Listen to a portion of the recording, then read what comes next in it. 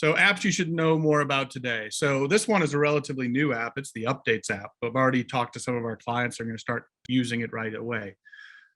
Some of our clients are using it for kind of like a daily huddle. It'll just send out at a certain time of day, a daily update or a weekly update. What are you working on?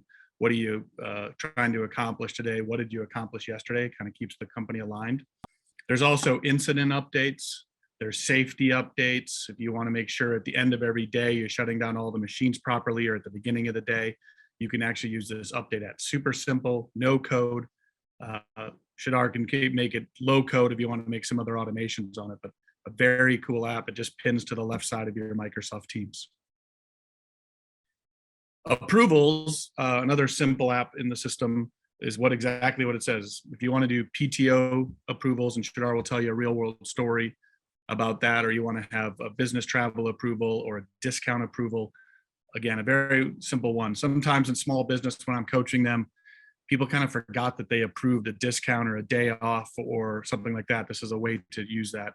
Again, Sridhar at the end of this app section will explain a more robust PTO one that was requested of him.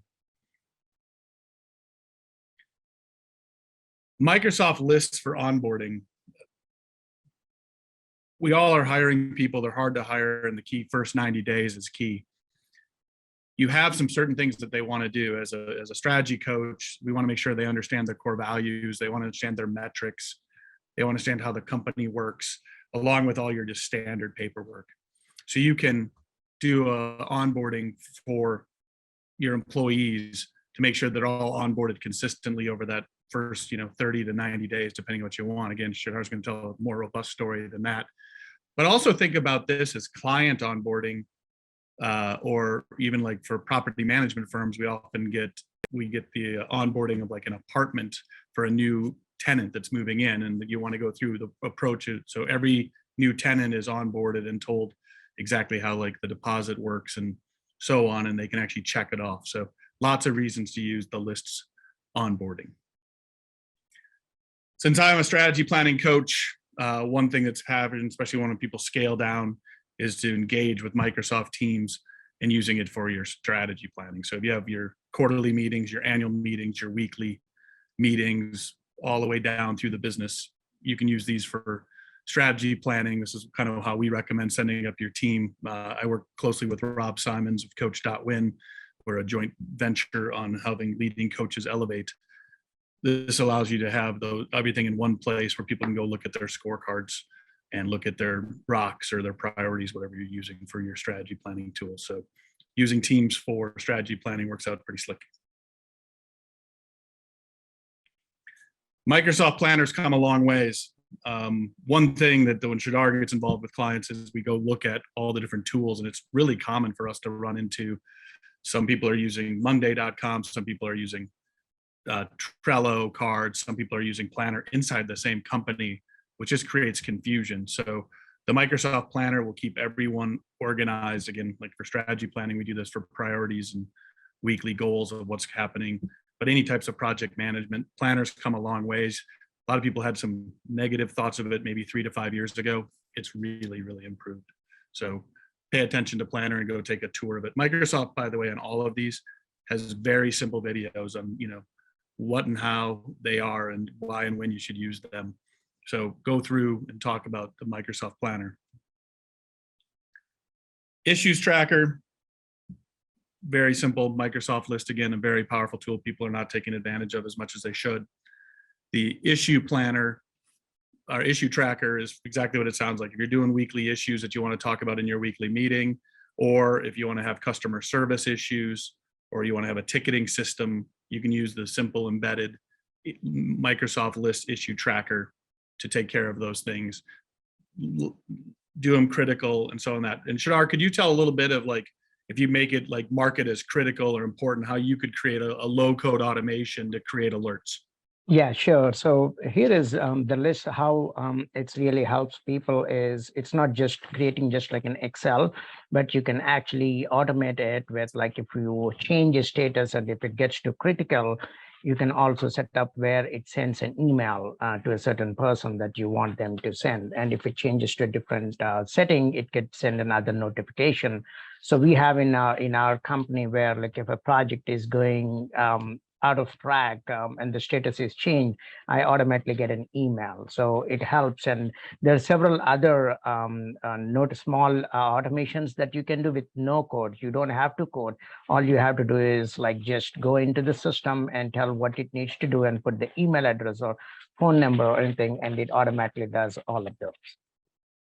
Yeah, thank you. And that's a nice thing about this low code, no code, as people are getting aware of it. Some of these are no code, literally, it's already got it in the template where you can just choose.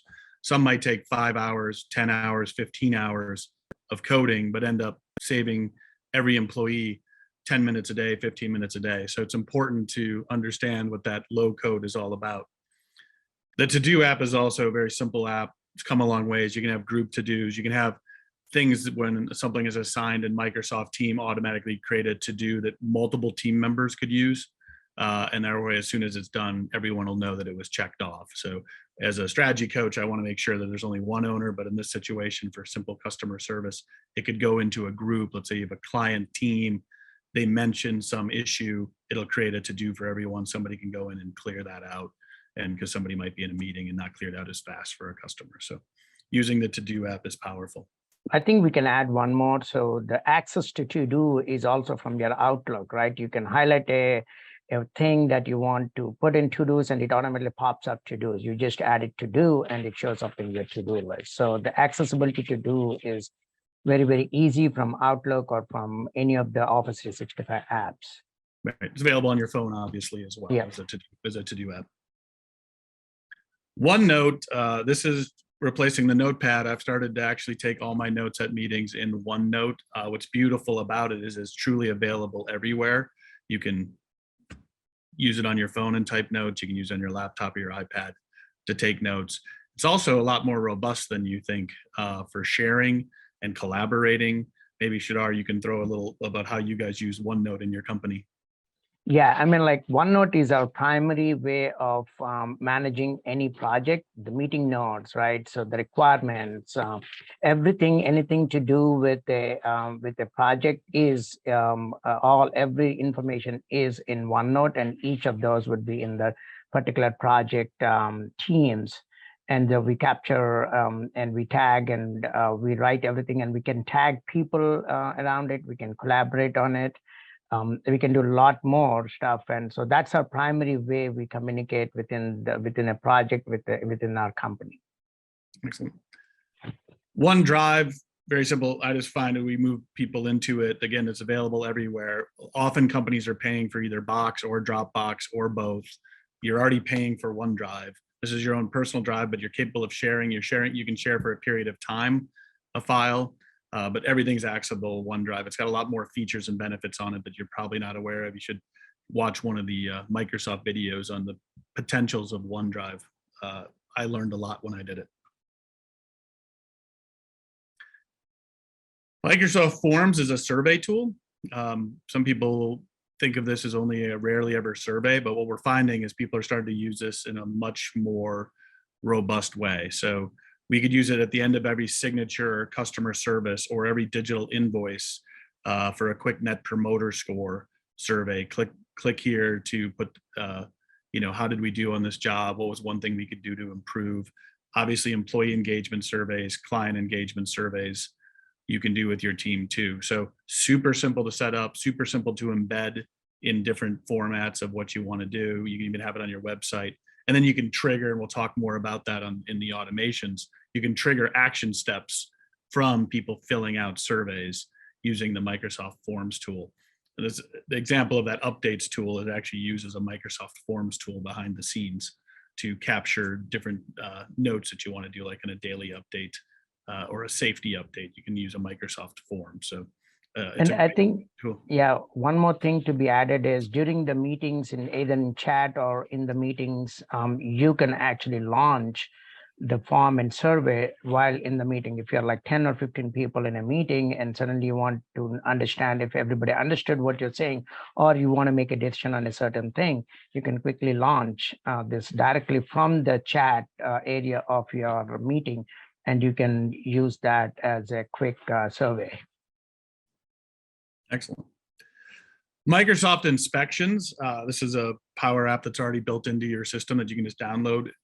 You can actually set up inspections. So from the very simple, like for example, I have the suite I share here in my building in Omaha. We have 3 conference rooms, and I have clients coming in, and I want to make sure I look good in front of clients. So I want the front desk person to do a inspection every morning of the 3 conference rooms. Is there stuff written on whiteboards from another suite member that needs to get erased, but you need to save it and then send it to that other suite member? Is the refrigerator full? Is the coffee stocked? Are the chairs and tables back the way they should be? That's a super simple inspection. Other clients are using it more robustly for inspect the trucks on the way out of the door in the morning and inspect the trucks on the way back in the morning, so that the inspection's happening, or safety inspections, as we talked about. So anything you want to expect. Retailers or apartment property managers, often the idea of inspecting the work before, when somebody's coming in a property management, this is, we're going to take photos of every parts of the apartment, and this is what it looks like. So when they move out a year to 5 years later, this is what we gave you, this is what it looks like at the end. There's an inspection. Every time a maintenance person goes in, inspection. Lots of possible ways of using the inspection app. Whiteboard's come a long ways. I just want to put that out there. There's some. Miro's a great app. A lot of people use Miro. Microsoft is coming along. By the way, this is Microsoft strategy. They find good things and then they just slowly improve them until they're as good as the best of breed. A story I like to share is, because of best of breed, because of our cell phones, people have just started downloading apps. A lot of times the IT departments or the accounting departments don't even know what everyone's using. I think our record right now for a 30-person company is there was 21 total softwares being used, app softwares throughout the whole company. Impossible to train new employees. If somebody's gonna have to use 9, 10, 11, 12 different softwares, from Slack to Dropbox to QuickBooks to some Microsoft to the industry specific ones, and then a Miro for Whiteboard, it's just a lot to learn. And this really helps by just having everything in Microsoft kind of work similarly. So you can start reducing those softwares that you have in your company. Microsoft Stream is their video recording solution. You can record onboarding, core value stories, other fun best practices. You can record events to create culture. One of the ones I love to use this for, and I'll show it a little bit in the automations, is a thing called Daily Dose. So I'll tell you a little bit more about that, but very simple video recording platform that you can share across your company, things you want to get across in a more visual way than simply a text or a chat. So Sridhar, why don't you tell a couple real world examples? I think you're going to share ones on approvals and kind of on a list one. So why don't you give a quick example of real world situations that companies had?